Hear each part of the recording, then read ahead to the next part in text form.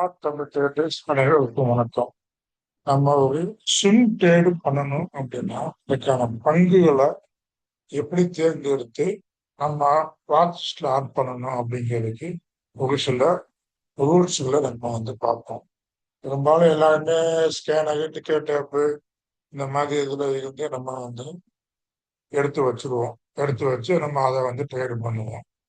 ஓகேங்களா?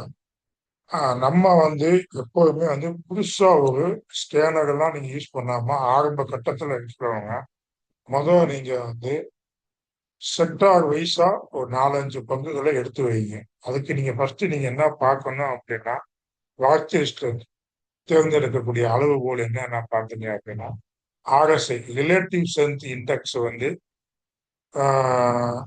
40க்கு மேல இருக்கான்னு பாருங்க. 35ல இருந்து 55க்கு மேல இருந்துச்சுன்னா ஓரளவுக்கு ஓகே.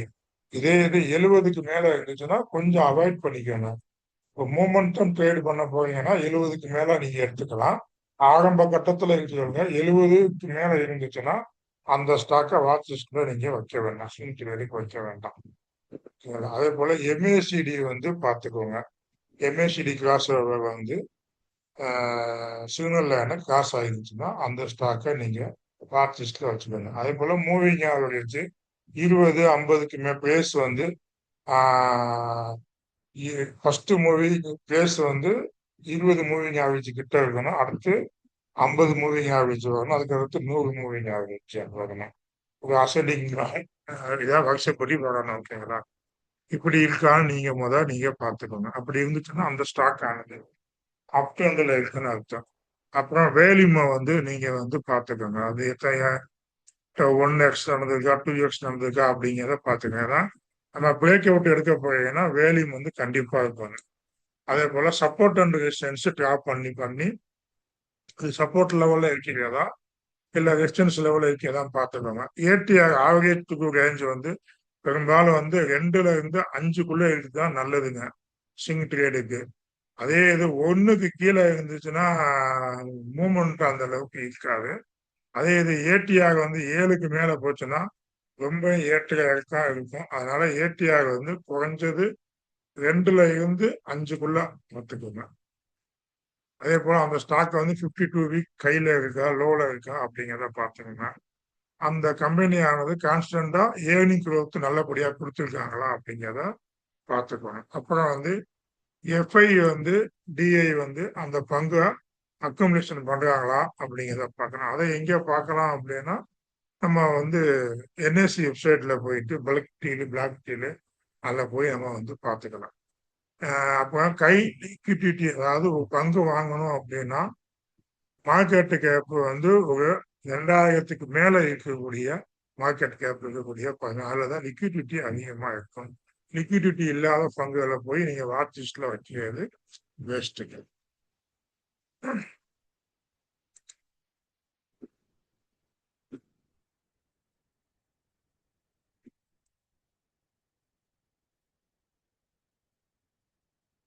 ட்ரெண்ட் உள்ள ஸ்டாக்கை மட்டுமே நீங்க வாட்ச் லிஸ்ட்ல வைக்கணும். அதே போல ட்ரேட் எடுக்க போறீங்கன்னா ஸ்டாப் லாஸ் இல்லாம ட்ரேட் பண்ணக்கூடாது. உங்களுடைய கேபிட்டல்ல 2ல இருந்து 3% நீங்க ரிஸ்க் எடுக்கிறது நல்லதுங்க.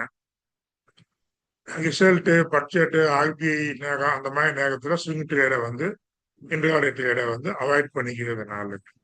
ஒரே நேரத்துல 5க்கு 5, 10க்கு ஒரே நேரத்துல பல பங்குகளை வாங்குகிறதா, அதாவது குவான்டிட்டி இல்ல, பல பங்குகளை ஒரு இப்ப டாடா மோட்டார்ஸ், ஈச்சா மோட்டார்ஸ் இப்படி பல பங்குகளை வாங்காது. ஒரு குறிப்பிட்ட பங்குகளை மட்டும் வாங்குறது நல்லது. அதே போல டெய்லி ப்ராஃபிட்டா பார்த்துக்கிட்டு ட்ரெயிலிங் ஸ்டாப் லாஸ் போட்டுட்டு வந்துகிட்டே இருக்கேன். அப்புறம் ட்ரேட் ஜேர்னை எழுதி வச்சுக்கிட்டே இருக்கேன். இது முக்கியமானது. இதெல்லாம் வச்சு நீங்க ஒரு ஸ்கேனர் ரெடி பண்ணிக்கலாம். நீங்கள ரெடி பண்ணி அதுல இருந்து நீங்க அந்த ஸ்டாக்கை சனி ஞாயிறுல உட்காந்து வச்சுக்கோங்க. ஒரு செக்டாருக்கு குறைஞ்சது 2ல இருந்து 3 பங்குகளுக்கு மேல இல்லாத அளவுக்கு பார்த்துக்கோங்க. மொத்தம் ஒரு 7 செக்டார் எடுத்துக்கோங்க. எப்பயுமே இருக்கக்கூடிய sector IT, pharma, banking, finance, infra capital goods இப்போ வந்து மூவ்மெண்ட் கொடுக்கக்கூடிய டிஃபென்ஸ் செக்டாரு, ஆட்டோ, எஃப்எம்ஜி இந்த மாதிரி செக்டார்ல இருந்து ஒரு 4 பங்கை இல்லை 3 பங்கை நீங்க எடுத்து வாட்ச் லிஸ்ட்ல வச்சுக்கோங்க. வச்சுக்கிட்டு அந்த ஸ்டாக்கு எல்லாமே உங்களுக்கு வந்து இந்த ஆர்எஸ்ஐ, எம்ஏசிடி இதையெல்லாம் அந்த லெவல்ல கிராஸ் ஆயிருக்கா அப்படிங்கிறத பார்த்துக்கணும். அதே போல ஒரு ஸ்டாக்கு நீங்க வந்து ஸ்விங் ட்ரேடு பண்ணாலும் சரி, லாங் டேர்ம் பண்ணாலும் சரி, அந்த குறைஞ்சபட்சம் அந்த பங்கானது என்ன பிசினஸ் பண்ணுது, அவர்களுடைய காம்படிட்டர் யாரு, பணம் வந்து எப்படி சம்பாதிக்கிறாங்க அப்படிங்கிறத நீங்க மெயினா வந்து நீங்க பார்க்கணுங்க. உதாரணத்துக்கு ஜேபிஎம் ஆட்டோ எடுத்துக்குவோம். ஜேபிஎம் ஆட்டோ எடுத்துக்குவோம். இப்ப இது ஒரு பிசினஸ் புரியுதா? எனக்கு வந்து புரியுது. காரணம் என்னன்னா இவங்க வந்து bus, electrical bus spare parts எல்லாம் தயாரிக்கிறாங்க. அதனால அவங்க பஸ் பிசினஸ் மாடல் எனக்கு புரியுது. அதே போல பெரும்பாலும் வந்து கவர்மெண்ட்டுக்கு தான் இவங்க கொடுக்குறாங்க.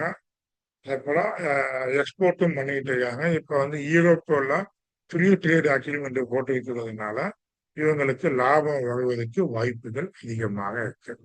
காம்படிட்டர் வந்து இந்த பஸ் பிசினஸ் ஒர்க் கட்டா சொல்லி ஒரு 2-3 பேர் தான் இருக்காங்க. அந்த அளவுக்கு இவங்க இதுல காம்படிட்டர் வந்து இல்லை. ஓகேங்களா? அப்ப இதெல்லாம் நமக்கு எனக்கு தெரியும் அப்படிங்கிறத நான் டிக் பண்ணிக்கிறேன். அதனால எழுதி வச்சுக்கோங்க. ஸ்விங் ட்ரேடுக்கு வந்து ரெவன்யூ ப்ராஃபிட் இதெல்லாம் பார்க்க தேவையில்ல. ஆனா கடன் நிலை எப்படி இருக்கு அப்படிங்கிறதும் டெப்டி ஈக்விட்டி ரேஷோ 1 இருக்கா, 1க்கு கீழே இருக்கா பார்க்க எனக்கு தெரியும். நான் டிக் பண்ணிக்கிறேன்.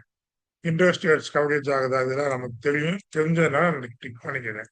தெரியாததை நீங்க டிக் பண்ணாதீங்க.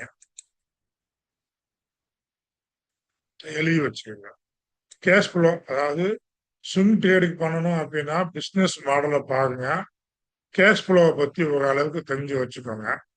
ஆப்ரேட்டிங் கேஷ் ஃப்ளோ பாசிட்டிவா இருக்கா, இருக்கு. ஃப்ரீ கேஷ் ஃப்ளோ ஒரு நார்மலா இருக்கு. இந்த கேஷ் ஃப்ளோவை பார்த்துக்கோங்க. அதுக்கப்புறம் கடனை பார்த்துக்கோங்க. ப்ரொமோட்டர் ஹோல்டிங்கை பார்த்துக்கோங்க.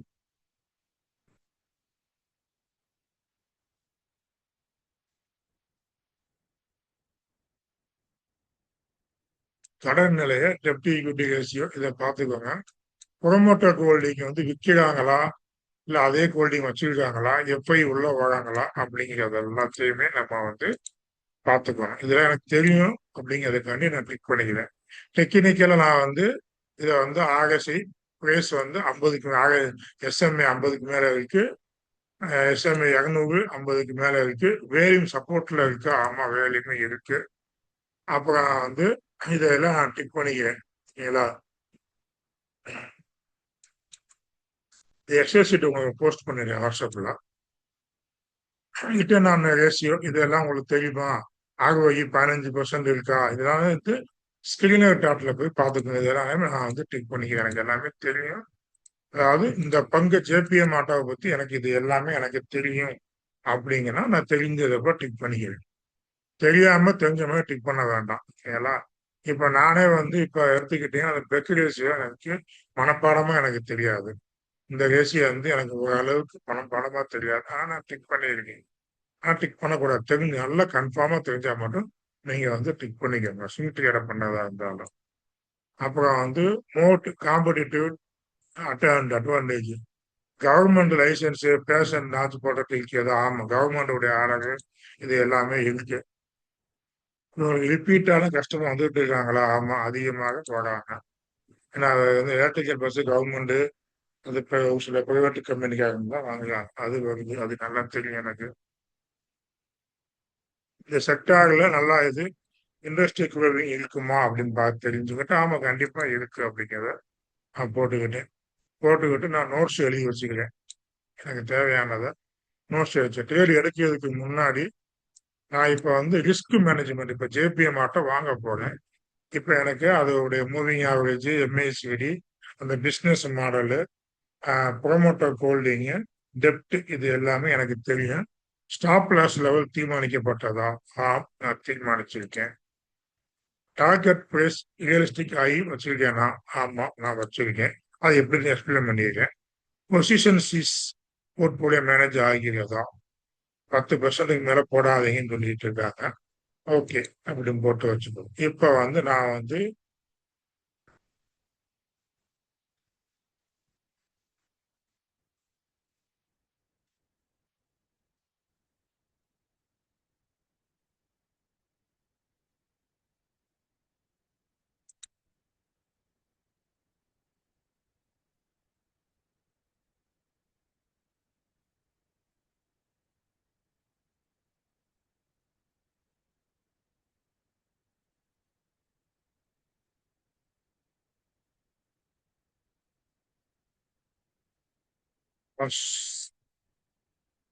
கேஷ் ஃப்ளோ பத்தி தெரியும், வேல்யூவேஷனை பத்தி தெரியும்.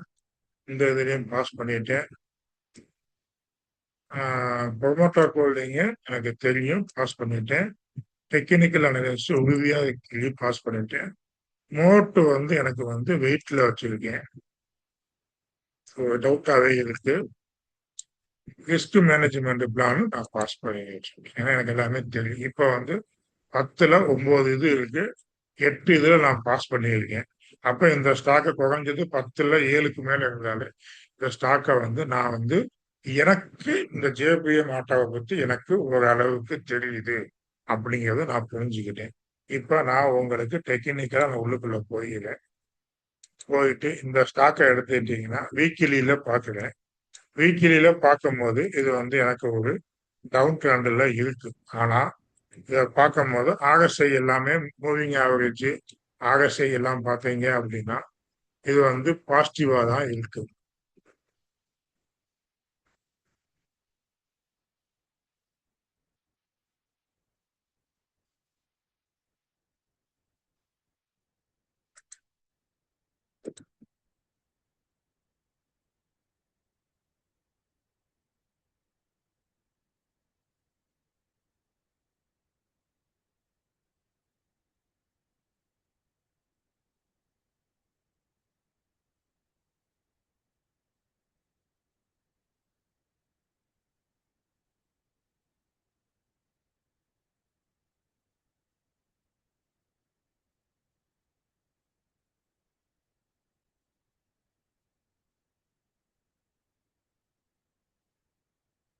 மூவிங் ஆவரேஜ் படி பார்த்தீங்கன்னா வீக்லிலையுமே வந்து மூவிங் ஆவரேஜ் 100க்கு மேல தான் இருக்கு, 200க்கு மேல இருக்கு, 50க்கு மேல தான் இருக்கு. ஓகேங்களா?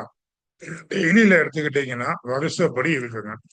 மூவிங் ஆவரேஜ் 20க்கு மேல இருக்கு, 50க்கு மேல, 200, 100. இப்ப வந்து 50, 100 கிராஸ் பண்ணது கோல்டன் கிராஸ் ஓவர் வந்து இந்த ஸ்டாக்ல நடந்திருக்கு. அடுத்து இந்த ஸ்டாக் கொஞ்சம் கீழே வந்துட்டு மேல போகும், இல்ல மேல போய் ஸ்லோப் ஆகிருக்கு, மேல போய் அட்ஜஸ்ட்மெண்ட் ஆக வாய்ப்புகள் இருக்கு. மூவிங் ஆவரேஜ் எனக்கு இது எல்லாமே கரெக்டா இருக்கு. ஆர்எஸ்ஐலுமே இது வந்து 50க்கு மேலதான் இருக்கு. ஆர்எஸ்ஐயுமே 50க்கு மேல இருக்கு.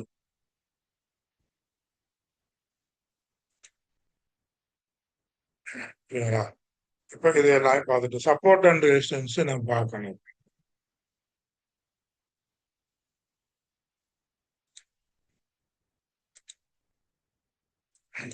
இந்த இண்டிகேட்டர் படி இப்ப ரெசிஸ்டன்ஸ பிரேக் பண்ணியிருக்கு. முன்னாடி உள்ள ஸ்விங் கையை வந்து இந்த ஸ்டாக் ஆனது பிரேக் பண்ணியிருக்கு. வேலையும் பில்டப் ஆகிருக்கு. ஓகே, என்னோட டெக்னிக்கல் எல்லாமே நல்லா இருக்கு. அப்புறம் இந்த மாசத்துடைய என்னுடைய இண்டிகேட்டரான என்னுடைய செட்டப் ஆன ஆன்டிவியோ டபுள் லைன் இண்டிகேட்டர் ஆன் பண்ணுவேன்.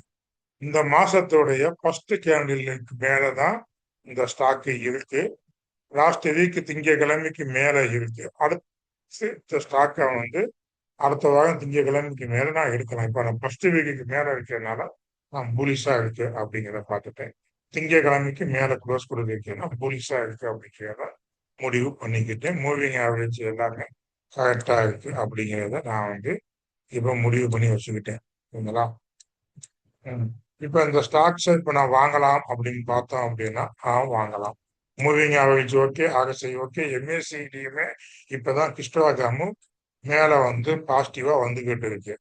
ஓகேங்களா? இப்ப வந்து மார்க்கெட் ஆனது நல்ல ஒரு டவுன்ல வந்துட்டு திரும்பவும் மேல போய் ப்ரீவியஸ் ஸ்விங் கையை கட் பண்ணி அடுத்த ஸ்விங் கையை கட் பண்ணி இந்த லெவலு முடிய போக பார்க்குது. அப்ப இந்த ஸ்டாக் ஆனது மேல போக வாய்ப்புகள் அதிகமாக தெரிகின்றன. இப்ப இதை வீக்லி டைம் ஃப்ரேம்ல பார்க்கிறேன். பார்க்கும்போது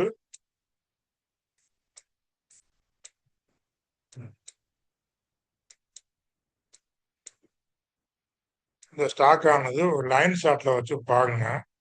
எனக்கு இது வந்து ஒரு டபுள் பாட்டம் போட்டு மேல போக பாதி எனக்கு தெரிகின்றன. ஓகேங்களா? அப்ப நான் இந்த ஸ்டாக்ஸை வந்து நான் எடுக்கிறேன். என்னுடைய ஃபிபனாச்சி லெவலை எடுக்கிறேன். இந்த கையில இருந்து இந்த லோக்கு நான் போட்டுறேன். ஓகேங்களா? போடும்போது நான் வந்து 380 இந்த 0.5க்கு மேல போச்சு அப்படின்னா, இந்த 0.5க்கு மேல போச்சுன்னா நான் வந்து அந்த நேரத்துல பை பண்ணுவேன். இப்ப நான் பை பண்ணுவேன் அப்படின்னு கேட்டீங்கன்னா, கண்டிப்பாக நான் சின்ன சின்ன குவான்டிட்டியா நான் வந்து ஆட் பண்ணுவேன். ஏன்னா எல்லா மூவிங் ஆவரேஜ் நல்லா இருக்கு, ஆர்எஸ்ஐ நல்லா இருக்கு, எம்எஸ்சிடி நல்லா இருக்கு, டபிள்யூ பாட்டல் போட்டு இருக்கு. இந்த 382க்கு மேல ஒரு ஸ்ட்ராங்கான ஒரு பூலிஷ் கேண்டில் வந்துச்சு அப்படின்னா நான் அந்த இடத்துல குவான்டிட்டியை ஆட் பண்ண ஆரம்பிச்சிருக்கேன். அதே நேரத்தில் இந்த 0.5க்கு மேலெல்லாம் போயிடுச்சு அப்படின்னா நல்ல குவான்டிட்டி ஆட் பண்ணிட்டு நான் வந்து இந்த லெவல் முடிய 1053 ரூபா 786 முடிய என்னுடைய டார்கெட்டை நான் வந்து ஃபிக்ஸ் பண்ண பார்ப்பேன். ஃபர்ஸ்ட் அடுத்தடுத்த லெவலுக்கு டார்கெட்டை நான் வந்து ஃபிக்ஸ் பண்ண பார்ப்பேன். ஏன்னா இந்த ஸ்டாக்கு மந்த்லியுடைய ஃபர்ஸ்ட் டேக்கு மேல நல்லா இருக்கு. திங்கக்கிழமைக்கு மேலேயும் க்ளோஸ் கொடுத்துருக்கு. அதே போல ஒரு டபுள் பாட்டம் போட்டு இருக்கு. வேலையும் நல்லா பில்டப் ஆகிக்கிட்டு இருக்கு. அதனால இந்த ஸ்டாக் வந்து டவுன்ல இருந்து திரும்புறதுக்கு வாய்ப்புகள் அதிகமாக தெரிகின்றன. அதனால இந்த பந்தை நான் வாங்குவேன். ஆனா திரும்பவும் கீழே வந்துமா வரும். ஸ்டாப் லாஸ்ன்னு எடுத்துக்கிட்டீங்க அப்படின்னா இந்த ராஜுபாய் இண்டிகேட்டரு இல்லை ஆன்டிரியோ இண்டிகேட்டர்ல நம்ம வீடியோல இருக்கும், யூடியூப்ல இருக்கும்.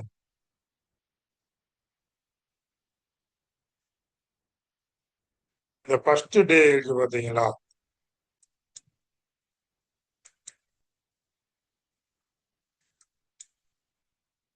ஃபர்ஸ்ட் வந்து இந்த லோவா ஸ்டாப் லாஸை வைப்பேன். அப்படி இல்லைன்னா அந்த ஃபர்ஸ்ட் டேக்கு கீழே ஒரு பிவட் பாயிண்ட் போட்டேன் ஆட் பண்ணேன் அப்படின்னா அதுல வந்து சப்போர்ட் வரும், S1 வரும். அந்த S1 வந்து நான் வந்து ஸ்டாப் லாஸா வச்சு நான் வந்து உள்ள போறேன்.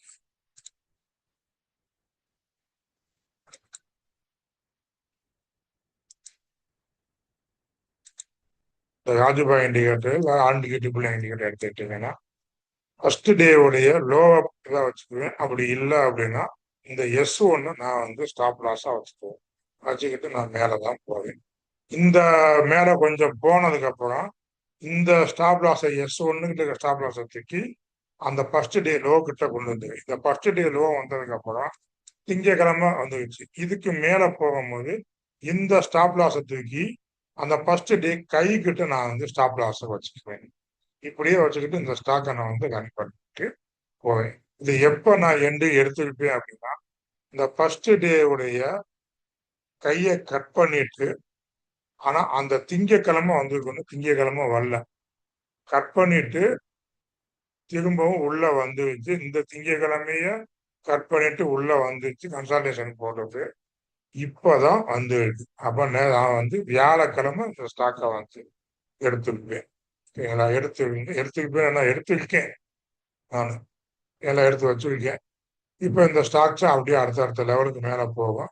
சப்போஸ் இந்த 740 முடிய போயிட்டு திரும்பவும் கீழே வரலாம், வந்துட்டு கூட இந்த ஸ்டாக்ஸ் வந்து மேல போக வாய்ப்பு இருக்கு. அப்ப என்னுடைய ஸ்டாப் லாஸ் இப்போதைக்கு மந்த்லியுடைய ஃபர்ஸ்ட் டே உடைய கையில வந்து நான் ஸ்டாப் லாஸ் வச்சிருக்கேன்.